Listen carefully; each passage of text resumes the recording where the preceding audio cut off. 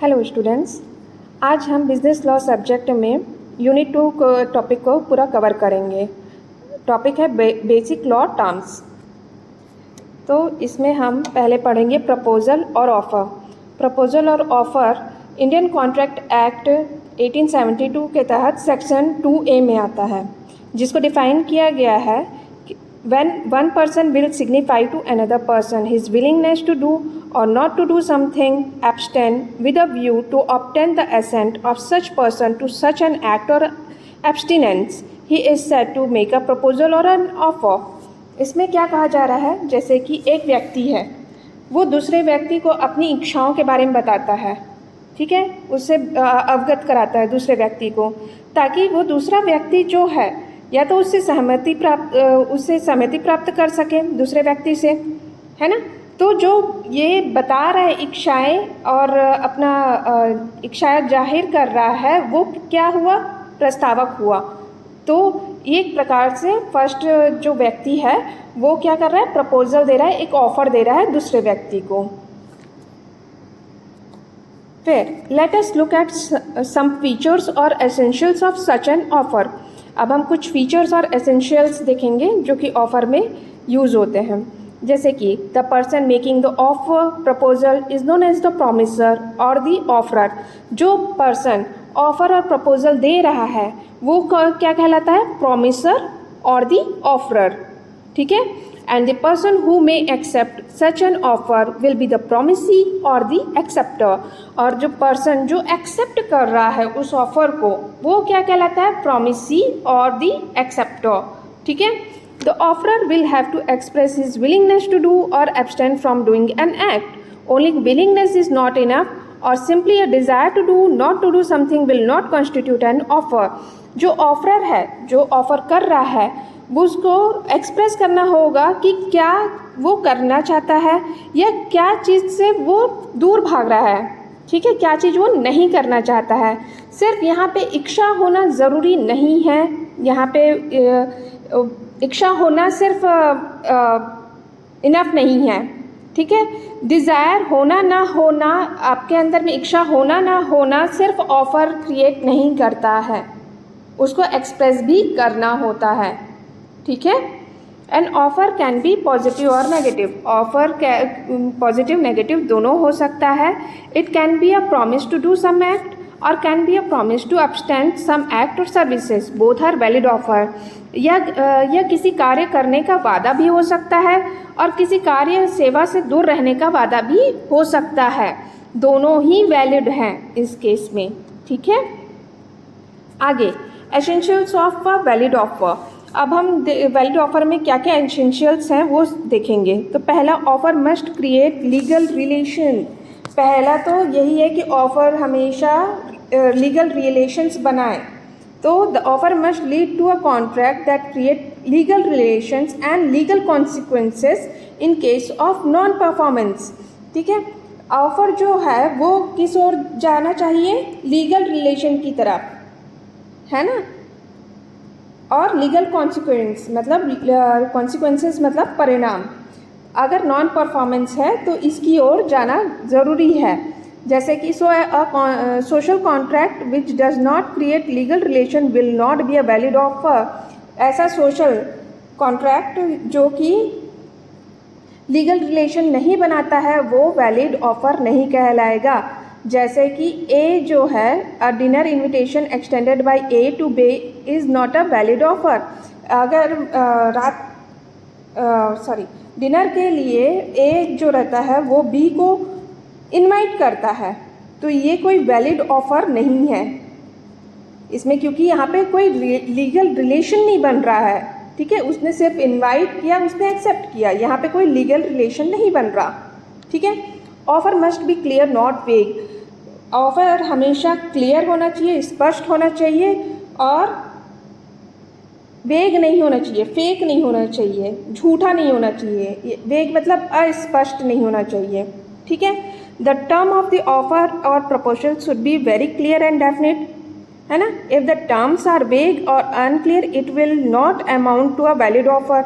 अगर जो terms and conditions जो भी ऑफ़र में दिया जा रहा है वो क्या होना चाहिए, क्लियर होना चाहिए और डेफिनेट होना चाहिए, है ना, टू द पॉइंट होना चाहिए। और टर्म्स अगर वेग हुए या अस्पष्ट हुए, अनक्लियर हुए, तो वो वैलिड ऑफर नहीं बनाएगा। For example, A offers to sell B fruit worth ₹5,000, this is not valid offer. A अगर बी को फ्रूट्स बेचता है 5,000 का, तो ये वैलिड ऑफर नहीं है। क्यों?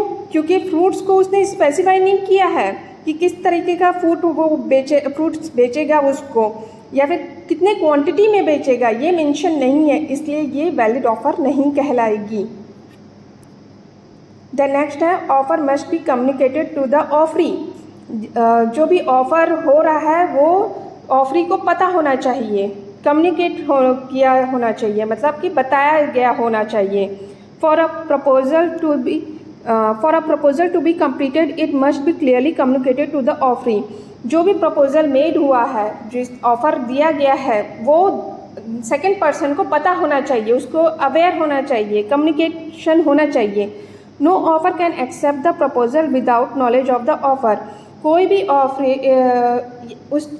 ऑफरी उस चीज़ को, प्रपोजल को एक्सेप्ट नहीं करेगा अगर उसको नॉलेज ही नहीं है उस ऑफ़र के बारे में। द फेमस केस स्टडी, इसमें एक फेमस केस स्टडी हुआ था जिसमें किसके बीच हुआ था, लालमन शुक्ला वर्सेस गौरी दत्त के बीच में, ठीक है। तो it makes clear that acceptance in ignorance of the proposal does not amount to acceptance. इसमें क्लियर किया गया कि जो भी एक्सेप्टेंस है वो इग्नोरेंट कर दिया गया। Proposal does not amount to acceptance, मतलब कि उन्होंने क्या किया, अपनी तरफ से कम्युनिकेट नहीं किया अच्छे से, और उस एक्सेप्टेंस के रूप में ले लिया गया। लेकिन ये एक्सेप्टेंस नहीं होगा क्योंकि प्रपोजल जो मेड हुआ है उसको ठीक तरीके से कम्युनिकेट नहीं किया गया, ठीक है। फिर ऑफ़र में भी कंडीशनल, जो भी ऑफ़र मेड किया जा रहा है, बनाया जा रहा है, वो कंडीशंस होने चाहिए उसमें। While acceptance can not B conditional, जो भी एक्सेप्टेंस हो रही है वो कंडीशनल नहीं हो सकता, लेकिन ऑफ़र जो दे रहे हैं उसमें कंडीशंस आ सकते हैं, ठीक है। The offer can make the offer subject to any terms and conditions he deems necessary. जैसे मैं कोई ऑफ़र दे रही हूँ किसी को, तो मैं अपनी तरफ से टर्म्स एंड कंडीशंस डाल सकती हूँ अपने ऑफ़र में, लेकिन ऑफरी जो है वो अपनी तरफ से टर्म्स एंड कंडीशंस नहीं डालेगा, ठीक है।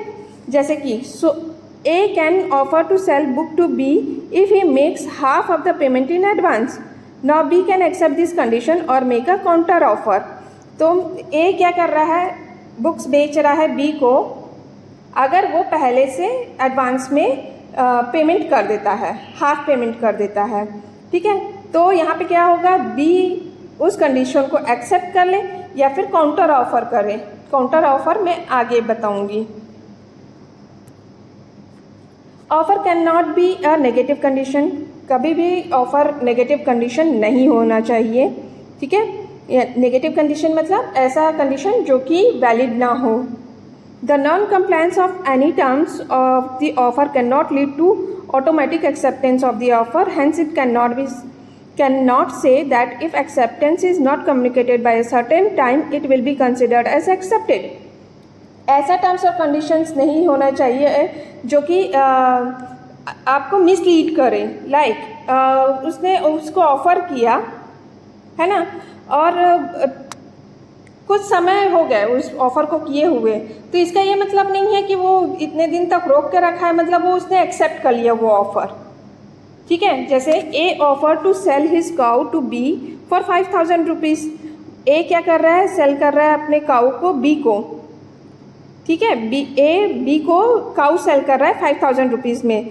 If the offer is not rejected by Monday it will be considered as accepted. अगर वो मंडे तक इस ऑफ़र को एक्सेप्ट नहीं करता है तो वो इसको कंसिडर करेगा कि हाँ उसने एक्सेप्ट कर लिया इस ऑफ़र को, तो ये वैलिड ऑफ़र नहीं है। एक बार फिर से समझाती हूँ मैं। जैसे ए ने बी को काउ ऑफ़र किया है ना, और बोला कि आप सैटरडे तक अपना बता देना कि आपका क्या है डिसीजन। 5000 रुपीज़ में उसने डील किया और सैटरडे तक बता देना बोला। लेकिन सैटरडे गुजर गया, मंडे आ गया। मंडे आ गया तो ए ने क्या सोचा कि उसने उस चीज ऑफर को एक्सेप्ट कर लिया, लेकिन ये ऐसा नहीं होता है। This is not valid offer. Okay, offer can be specified और जनरल। स्पेसिफाइड होना चाहिए और जनरल होना चाहिए, ठीक है, एकदम वेग नहीं होना चाहिए। ऑफर जो होना चाहिए वो वन और मोर स्पेसिफिक पार्टीज़ के बीच में होना चाहिए और पब्लिक में वो इन जनरल पहुंचना चाहिए। फिर ऑफर में भी एक्सप्रेस्ड और इम्प्लाइड। एक्सप्रेस्ड और इम्प्लाइड मैंने पहले भी पढ़ाया है। कोई भी ऑफर हम जब मेड करते हैं या तो हम एक्सप्रेस करके कम्युनिकेट करते हैं, एक्सप्रेस मतलब कि बोल करके, है ना, और इम्प्लाइड मतलब या तो रिटर्न फॉर्मेट में या फिर ओरली या रिटर्न बोथ में। इस तरीके से हम ऑफर को पेश करते हैं, ठीक है। नेक्स्ट है काउंटर ऑफर। काउंटर ऑफर क्या होता है,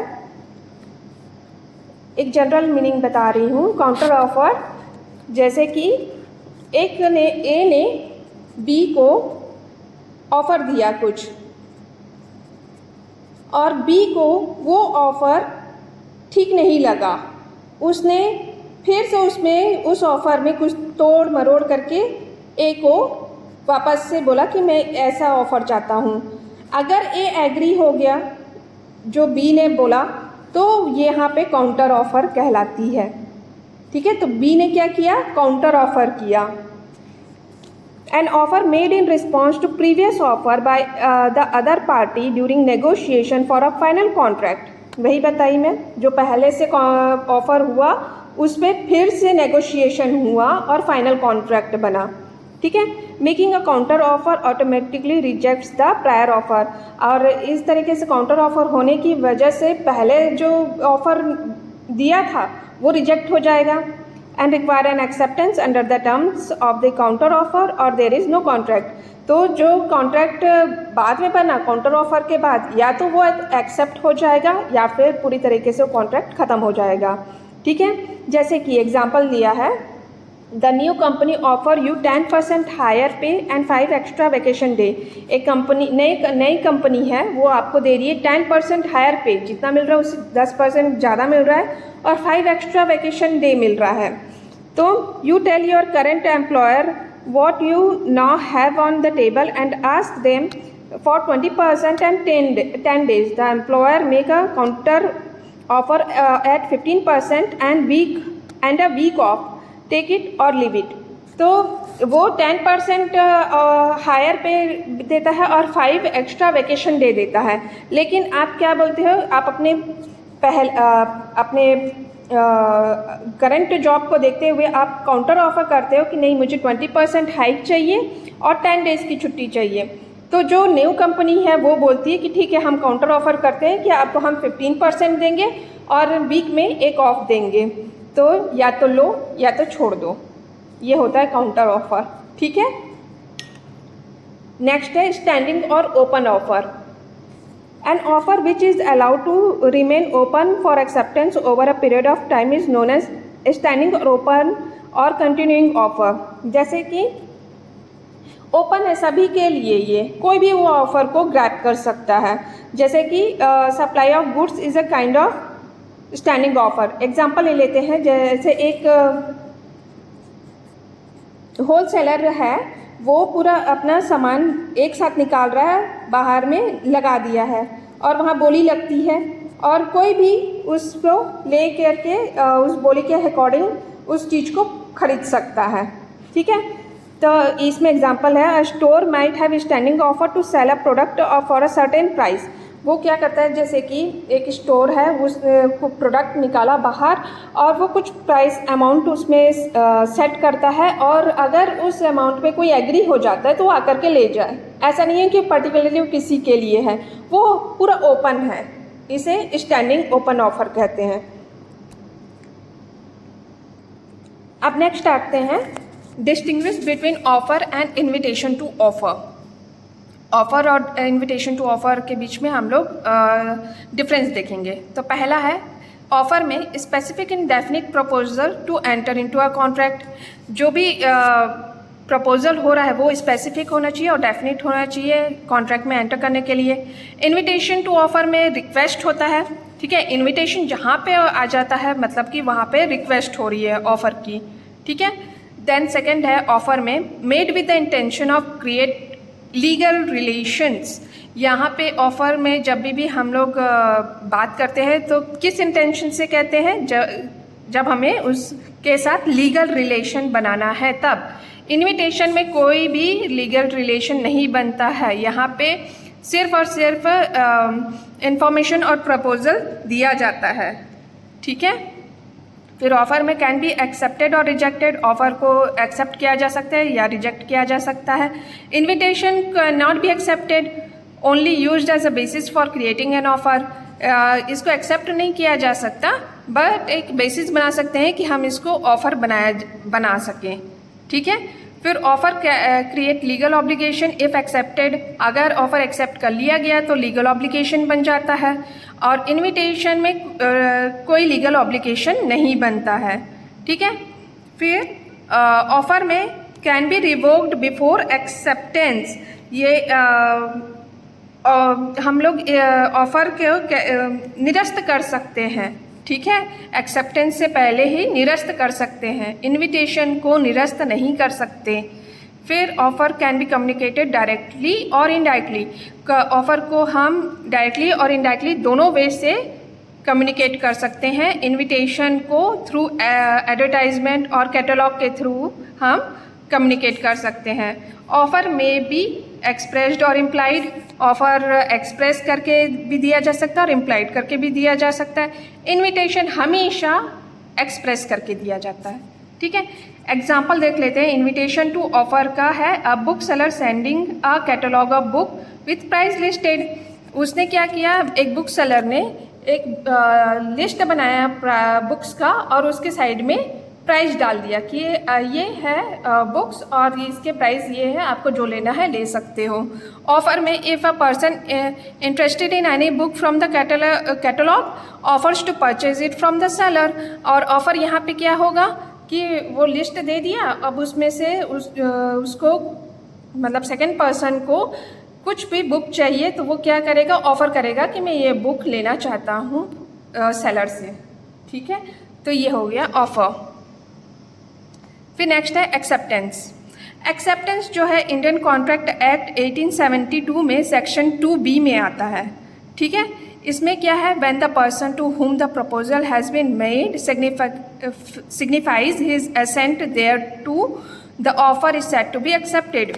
एक्सेप्टेंस से ही समझ में आ रहा है कोई भी प्रपोजल हो रहा है उसको अगर वो एग्री करता है कि हाँ ये सही है तो वो ऑफ़र को एक्सेप्ट कर लेता है ऑफ़र को, ठीक है। जैसे कि let's consider a situation when X offer to buy wise horse for ₹1 lakh।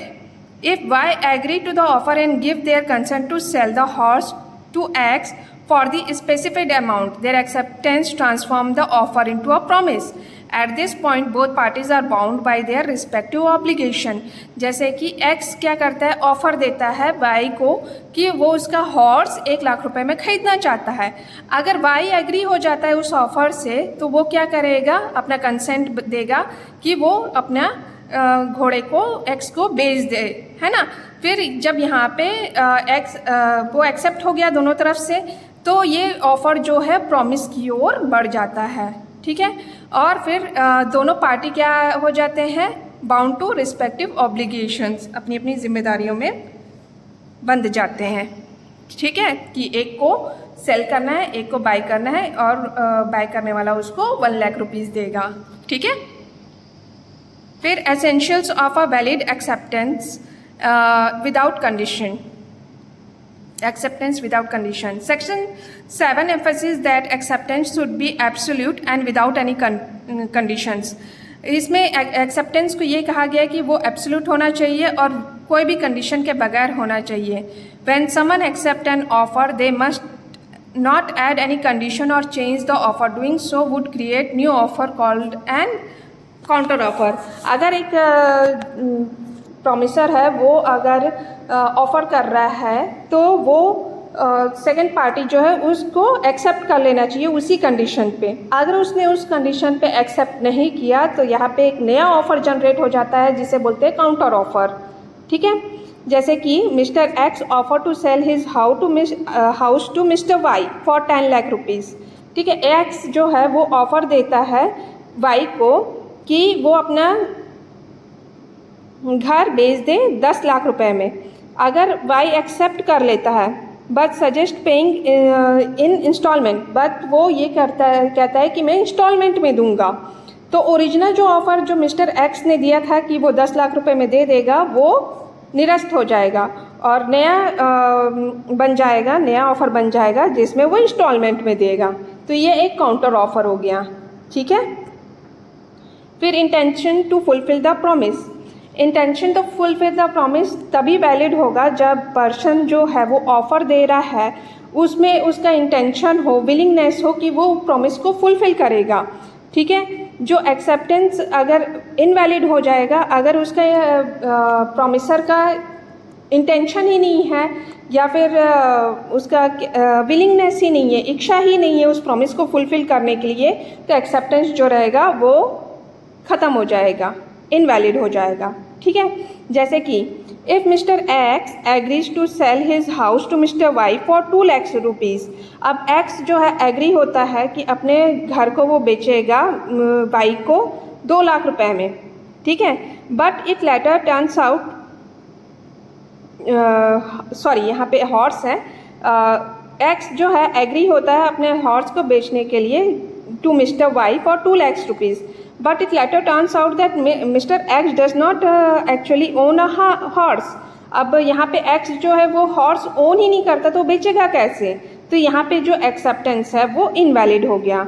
This is because mister X has no intention to fulfil the promise. यहाँ पे X का कोई इंटेंशन नहीं है कि वो प्रॉमिस फुलफिल करे, वो तो सिर्फ 2 लाख रुपए चाहता है उससे। ठीक है, फिर कम्युनिकेशन ऑफ एक्सेप्टेंस। तो एक्सेप्टेंस के लिए कम्युनिकेशन होना बहुत ज़रूरी है। ठीक है, इसे वैलिड तभी कहा जाएगा जब एक्सेप्टेंस जो हो उसमें प्रॉपर कम्युनिकेशन हो। ठीक है, for an acceptance to be valid the person accepting the offer must communicate their acceptance to the person making the offer. Simply सोचना, मेंटली ही सोच लेना और मेंटली ही एग्री कर लेना वो सफिशिएंट नहीं है। यहाँ पे कम्युनिकेशन कैसा होना चाहिए, एक्सप्रेस होना चाहिए या इम्प्लाइड होना चाहिए। ठीक है, however if the offer requires the offeree to take some action performing that action is considered acceptance. अगर वो ऑफरी जो है वो कुछ एक्शन लेता है तो वो एक्शन क्या कहलाएगा, एक्सेप्टेंस के रूप में कहलाएगा। ठीक है, फिर acceptance in the prescribed mode. Prescribed mode मतलब जो पहले से जिस मोड में कहा गया है वो चीज़ में ही अगर वो पेश करता है प्रपोजल तो ही एक्सेप्टेंस होगा। ठीक है, when accepting an offer the mode of communication should follow the method of specified in the offer. This is one of the essential of valid acceptance. ठीक है, जो भी आपने ऑफ़र किया है उसमें जो भी मेथड आपने सोच के रखा है कि इस तरीके से कम्युनिकेट होना चाहिए, मोड ऑफ कम्युनिकेशन ये होनी चाहिए, तो वही होनी चाहिए। ठीक है, ऑफ़र में जो कहा गया है तभी वो वैलिड एक्सेप्टेंस कहलाएगी, नहीं तो वो नहीं कहलाएगी। If the offer does not mention a specified mode acceptance can not be communicated normally और रीजनेबली। अगर वो ऑफ़र में जैसा कम्युनिकेशन कहा गया है अगर वैसा नहीं होता है तो एक्सेप्टेंस को नॉर्मली और रीजनेबली भी कम्युनिकेट किया जा सकता है। However, if the mode of acceptance is stated in the offer and the offeree uses a different mode, the proposer can reject or inform the offeree। अगर मोड जो है एक्सेप्टेंस का जैसे ए ने ऑफ़र दिया बी को, बी ने mode change कर दिया ऑफ़र का, तो जो प्रपोजर रहता है उसको पता होना चाहिए। ठीक है, वो या तो उस चीज़ को एक्सेप्ट करेगा या तो रिजेक्ट कर देगा। और अगर उन दोनों के बीच में कोई कम्युनिकेशन नहीं हुआ तो वो कोई एक्सेप्टेंस नहीं कहलाएगा। जैसे कि एग्जांपल ले लेते हैं, mister Y offer to sell his car to mister X. ठीक है, अब यहाँ पे वाई क्या कर रहा है, एक्स को अपना कार बेच रहा है एंड उसने स्पेसिफाई किया कि जो भी डील होगी, एक्सेप्टेंस होगा, जो भी एक्सेप्टेंस होगा वो व्हाट्सएप के थ्रू होगा। लेकिन मिस्टर एक्स ने क्या किया, मेल कर दिया। तो मेल करना यहाँ पे एक्सेप्टेबल नहीं है। तो Y is not obligated to inform Mr. X that the acceptance was not communicated through the specified mode। तो यहाँ पे Y ऑब्लिगेटेड नहीं है, लाचार नहीं है कि मिस्टर एक्स को बताए कि ये कम्युनिकेशन जो हुआ है वो स्पेसिफाइड मोड में नहीं हुआ है। ठीक है, तो यहाँ पे स्पेसिफाइड मोड में होना ज़रूरी है और कम्युनिकेट होना बहुत ज़्यादा ज़रूरी है। जैसे उसने व्हाट्सएप में कहा तो व्हाट्सएप में ही होना चाहिए, ईमेल में कर दिया तो यहाँ पे जो बेचने वाला था वो इस चीज़ के लिए जिम्मेदार नहीं है। ठीक है, फिर silence is not acceptance. Silence acceptance नहीं है, वैलिड एक्सेप्टेंस नहीं कहा जाएगा। जैसे कि mister Y offer to rent his apartment to mister X and mention that if Mr. X does not respond within 1 week, it will be assumed as acceptance. If Mr. X does not reply within the specified time frame, it is not considered as acceptance because silence is not a valid mode of communication for acceptance.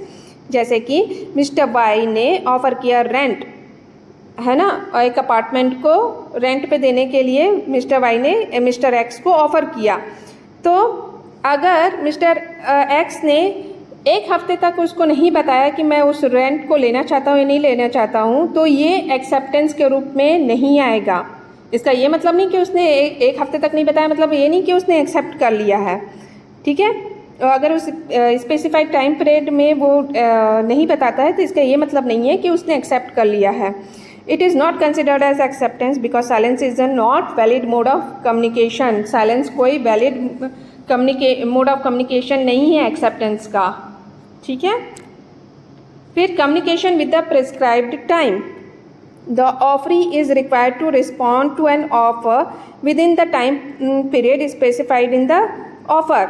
जो भी offeree है वो क्या करेगा, जो भी offer दे रहा है उसमें स्पेसिफाइड टाइम प्रिस्क्राइब्ड कर देगा कि इतने अवधि तक आप मुझे बता देना।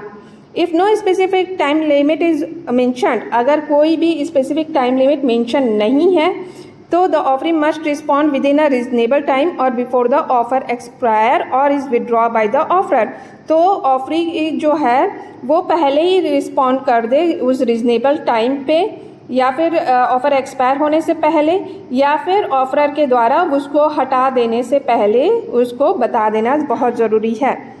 जैसे if mister X offer to buy Mister Y's house in July.